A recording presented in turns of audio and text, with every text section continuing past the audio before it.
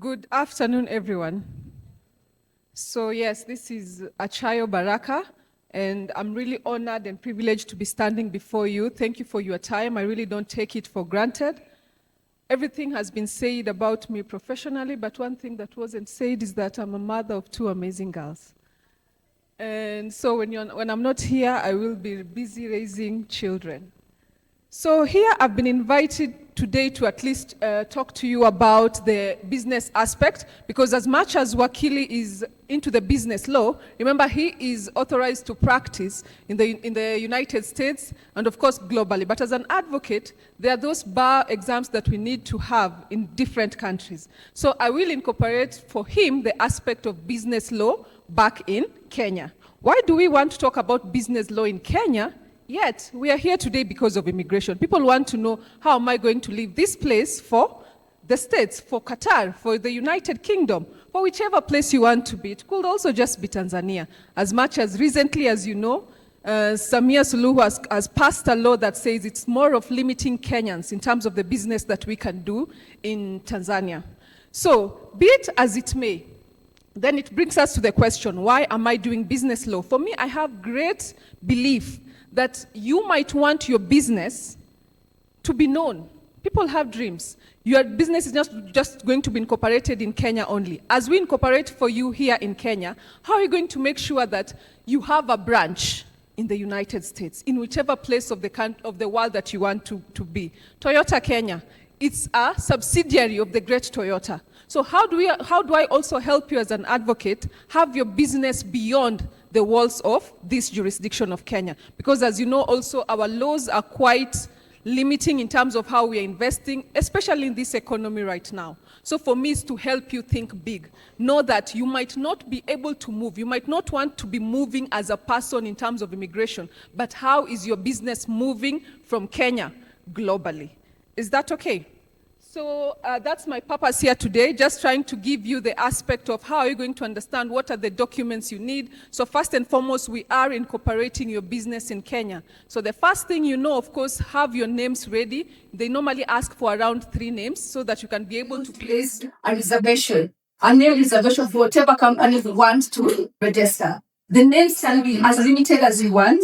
But remember, there are things you are not allowed to register. Like you can't register a company with just the alphabets, because this in intellectual property, we say there are things you cannot own as an individual. So you can go ABC and then add something else, because ABC as it is, those are alphabets, the letters of an alphabet. So again, if you're not able to formulate a good name, you can always ask.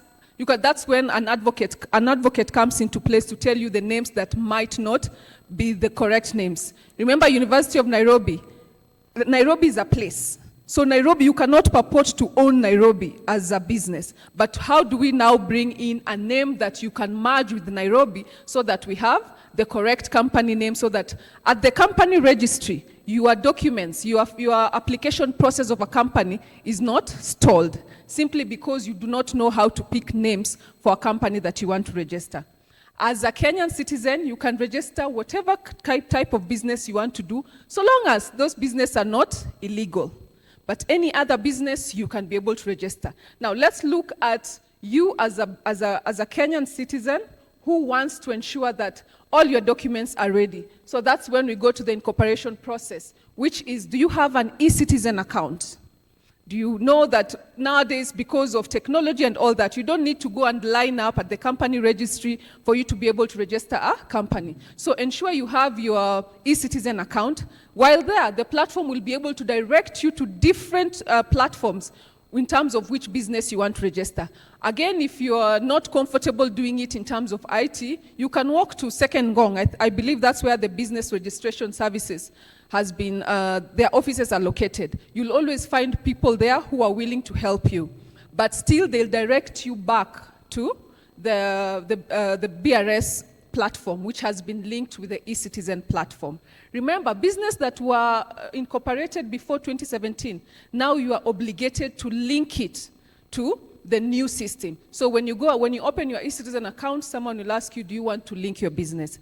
They were saying as at 2025, if you've not been able to do that, then these companies are going to be wiped off. So make sure if you are already a business person and you have not linked your business, you are able to do that. So that's what we are saying. You follow the specific procedures that have been put in place for you to ensure that you already have a business that is ongoing. So you've registered a name, they'll get back to you and tell you the business name has been approved, so provide for us the following documents. So it's at this point that if you are looking into registering a company, we are looking at memorandums or articles of association. Who are going to be your directors? What are their names? What are their documentations? If they are also foreigners, remember foreigners can own shares 100%. So long as we have their passports, their alien IDs and all that, we can still be able to ensure that they can own companies back in Kenya. Like I said, ensure everything is okay so that this process is not stalled by the company registrar, because they'll always send you emails. We cannot proceed beyond this because, let's say, the CS is not a certified, the company secretary is not a certified person to work, he has not been registered by the company secretary's board. So ensure all those things are actually correct.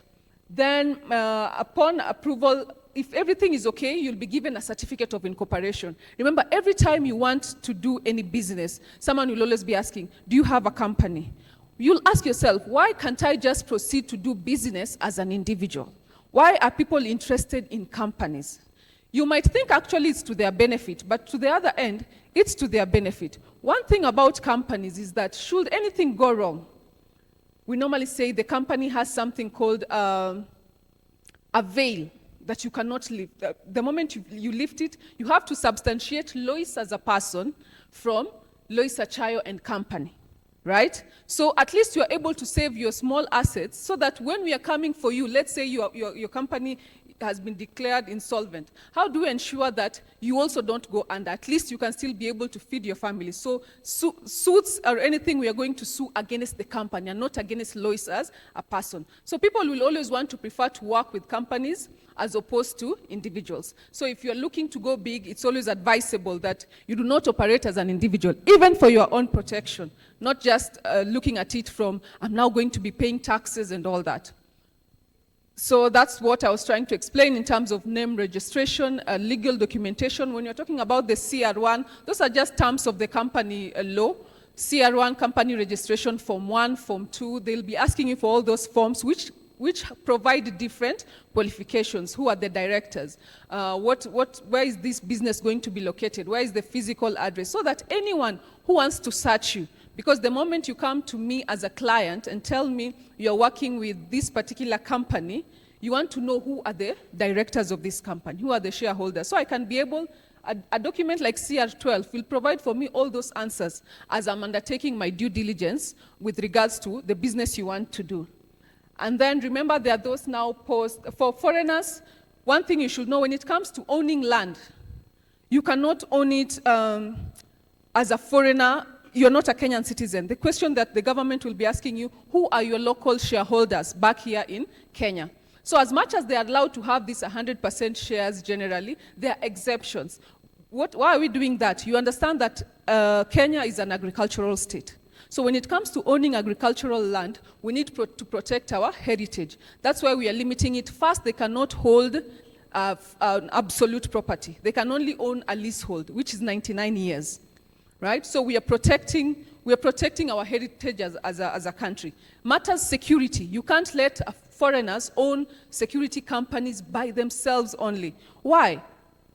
We all know about Al-Shabaab. We all know about the security dangers that a particular country might be facing. So it's only fair that we restrict such types of areas to ensure that we have Kenyans who can still be shareholders in a particular company. And when you're an immigrant, you have now you want to come to Kenya to partner with me as a Kenyan citizen and ensure that we can be able to come up with businesses. That's why I was talking about the global aspect. Remember, we have work permits all the way from A to M. So like you heard, my expertise tends to be mining law. So how do I advise you as a Kenyan who wants to partner with the people who are in the mining industry? You have the idea, you are a Kenyan, you are more at best interest to ensure that all your local issues are going to be regulated back at home.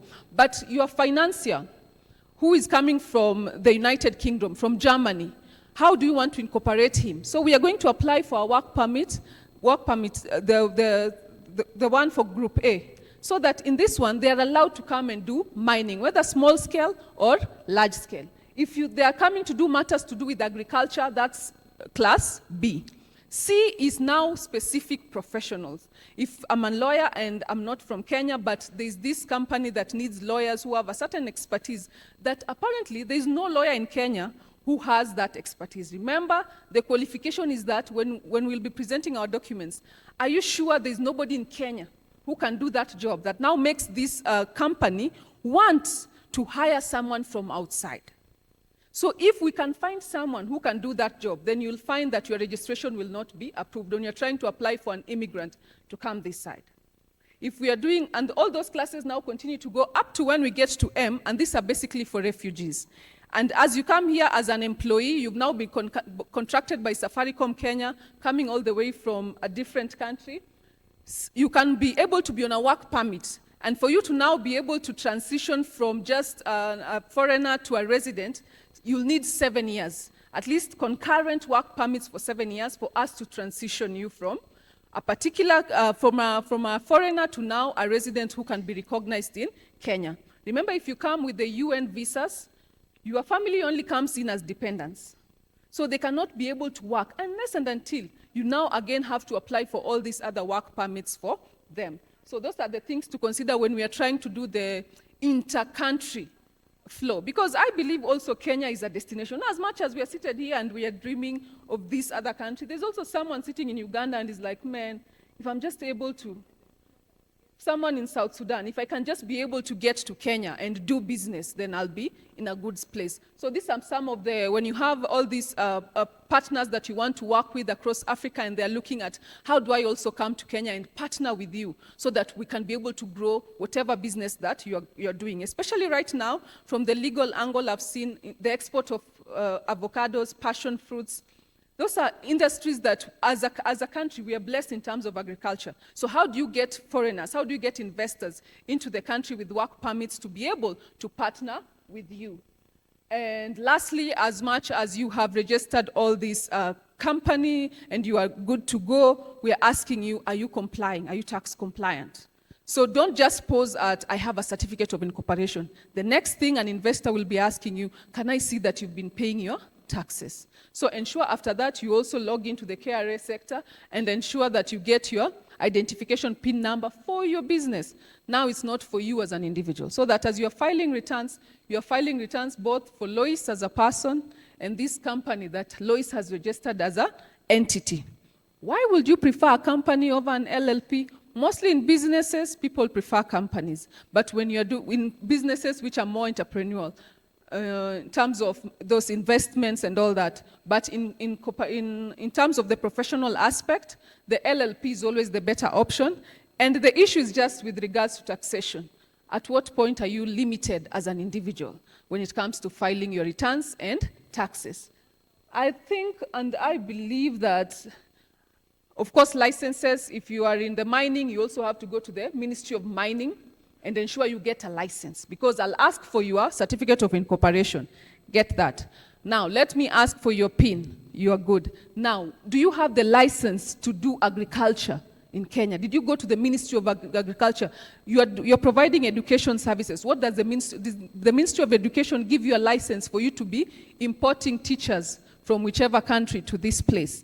You are doing mining. Can I have your mining license? So ensure you don't just stop at, I have a company and now I can be able to, when government comes for you, if you don't have all these documentations at hand, then you are, clearly the company will be sued. But at least for you, you're not being sued as a person, but as a company.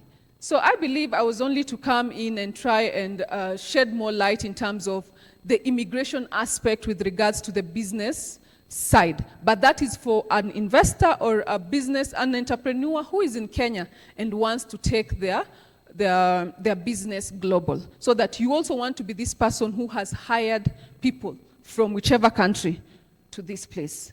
You are not now the one moving. If you are the one moving, you're moving because of business trips. And that means then you are on all these visas that Wakili has been talking about, whichever visa that will be able now to suit you, to help you move across the countries for you to attract these investors and now bring them back home. So that also here at home, we're able to enjoy these dollars from here, not from that side. So I think that was the time and the area of law that I was asked to just touch on.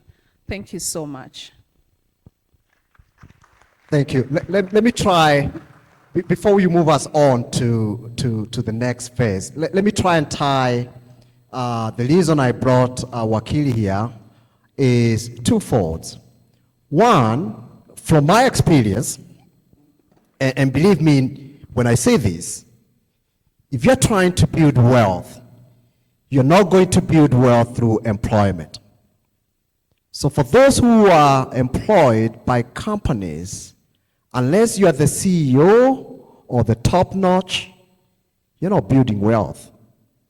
So as we raise our children, and I'm not talking just in Kenya, I'm talking from my experience, even globally. As you raise children, they go to college, they finish college, there are no jobs. Do not despair. Because that's secondary to me. The way to build wealth is to get into business. Because although you are not guaranteed tomorrow, like a regular paycheck, tomorrow could also be better than yesterday. And it can only be done that way through a business. Today you might make just 1 shilling, but then tomorrow you go and hit a gold mine and you make triple that money you made. You can't do that with regular employment. I worked for a company called FinTech for 7 years. I was highly paid. In 1999, I was making 100,000 Kenya shillings as an operational manager in this country. That's not money. That's not real money then. It was a lot of money. But unfortunately, that cannot make me rich. Can't build wealth. And wealth is not being rich. And wealth is having that stable income. That even if you fell sick, the business will continue. Think about all those millionaires you see on TV. You know what they do? They let other people work for them. So if you're also thinking of doing business, think about, should I be doing this or should I make my money work for me? So I brought her so that for those who are employment, do not think that's a lifelong career. An employer can come and the next day you hear jobs are gone. Okay? So think of starting businesses. If you have that need, I cannot practice locally. I don't have a license to practice in Kenya. What I do is personal relationship that you guys can tap to and seek the influence of Wakilis here locally to help with that. And they know me. I am trusted. As I say, the transparency, being trusted is my call. So whoever I work with, we believe in the same relationship. I will never bring somebody that I don't trust, okay? That's why I wanted to tie that so that you don't ask, what immigration have to do with businesses, is because I truly, truly believe that if you want to build wealth in this country, other countries, get out of being employed by somebody, okay? Don't say if you're working for somebody now, I'm not saying you go quit. Don't write a quit letter today. I just say plan yourself, get an escape route, invest in your business. That way when you wake up, you're working for yourself. If you lose money, it's you who lost money. But I guarantee you, 5 years from now, if you start investing in yourself, you're going to be better then than you are today.